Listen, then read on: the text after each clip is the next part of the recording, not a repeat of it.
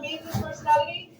Thank you so much, sir, for coming with me here on this show organized by Youth for Human Rights, Washington, D.C., Global Cluster, Turkey, and Guardians of Human Rights, Florida Foundation. And we are celebrating International Human Rights Day worldwide, mostly with United Nations speaker, human rights activist, professor. So I welcome you. Over to you. Namaste. Thank you, my sister. Thank you. Thank you, my sister, Dr.Shaleen Das. And Human Rights Day, December 10th. I remember being part of it um, during my university time in 2008 onwards, almost every year. And this year, the theme is very right. Our right, our future, right now. Glad to see all across the globe the sections of experts from different realm of education, social service, United Nations partners, and I'm blessed to be around with you all. And it's a great listening to main speakers from different parts of the world. And today I'm joining from Ahmedabad after visiting the Sabarmati Ashram, where Mahatma Gandhi had long time being part of the great nation Bharat, its independent movement. Today, on this Human Rights Day, we are gathering to reflect on the theme which we have in this year. This theme resonates, reflects deeply with the Indian context, and I'm so glad it is being organized by my sister who hails from this nation, and many people from across the globe is giving their contributions. We have a great culture, tradition, heritage, and it intersects with the contemporary challenges to the human rights all across the globe because we have good relationship with the most of the nations across the globe. The contemporary Indian concern probably is the social inequality and discrimination. Yesterday I was in Delhi celebrating the 100th year of the all religious meet which happened in India as a continuation from what happened in Vatican, which the Pope himself was the chief guest for the program in Vatican, where 150 people from the state where I belongs to, the Kerala, went to Vatican to celebrate the 100th year of the all religious united celebration which happened in Kerala. The 100th year of that was celebrated in Vatican. So the social inequality and discrimination, which probably have 100 years, even still it is continuing. Despite all the constitutional guarantees, social persistence, particularly for the marginalized communities, women, all the people who are in the tribal areas, I'm sure still we have a lot of problems to understand and what is to be done to make sure they get an equal right. That's a human right.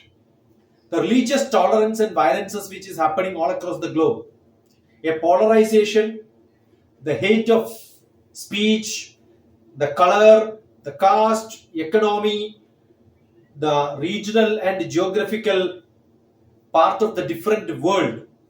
We see the fundamental right to the freedom, fundamental right to the freedom of religion. All such things are being under question now. The environmental justice, it's the industrialization, globalization, urbanization, development we keep calling, but the environmental degradation and the displacement of the indigenous communities from their places. For example, we have a lot of friends joining from Africa. Can understand what's happening to them. These are all great concerns which we have to share all across the globe now. The digital rights and surveillance. Now there was a mention by my friend from the court, the Supreme Court of India. The increasing use of surveillance, the technology raises a lot of concerns about the privacy and the freedom of expression. Gender-based violences have become very common today.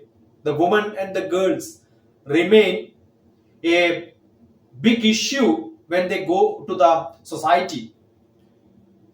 There are very particular cases which I am not trying to mention here because I know it's a global scenario where we are looking at what is that we wanted to speak.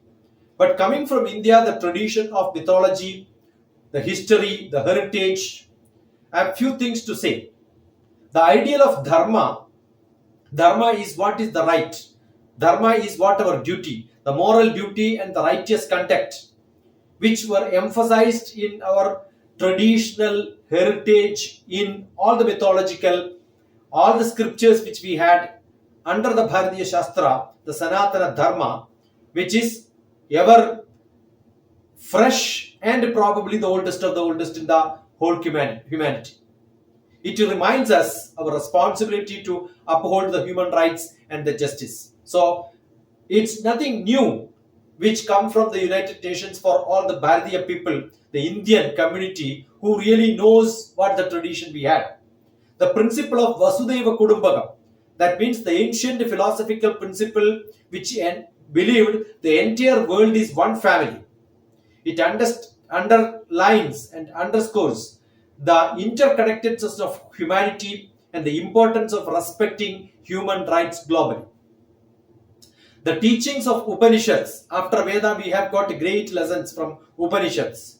The Upanishads promotes the idea of the soul, Atman, and its unity is the universal Brahman, which is the one energy which connects all the living beings, not only human beings. It is every living being on the earth is being connected spiritually, and it emphasizes the dignity and equality of all beings, not just human beings. All the animals, all the living beings, plants and the small creatures and everybody. We have a great legacy from Mahatma Gandhi where I am in that city today, in the other end of the place where I am hailing from. I am in the north east of the, I am from the southwest of India, and I am in the northwest of India today.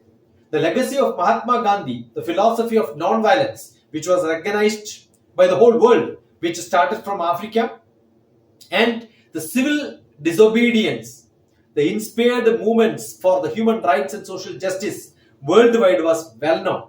So India had a great tradition. In conclusion, I just wanted to conclude by saying we wanted to celebrate Human Rights Day. Let us draw inspiration from our rich cultural heritage, address the contemporary challenges, take lessons from the great human beings who led us in the past, embrace the values of equality, justice, and compassion.